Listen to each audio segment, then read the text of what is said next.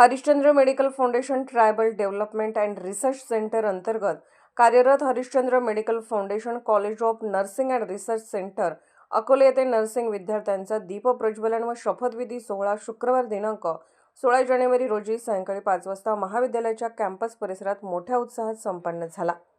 या कार्यक्रमासाठी प्रमुख पाहुणे म्हणून डॉक्टर किरण लहामटे, आमदार अकोले विधानसभा मतदारसंघ उपस्थित होते।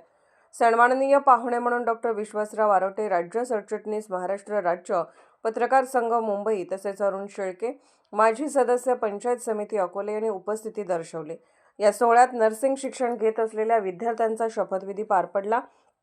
दीप प्रज्वलनाच्या माध्यमातून नर्सिंग सेवेतील त्याग, सेवा, करुणा व मानवतेचे महत्त्व अधोरेखित करण्यात आले।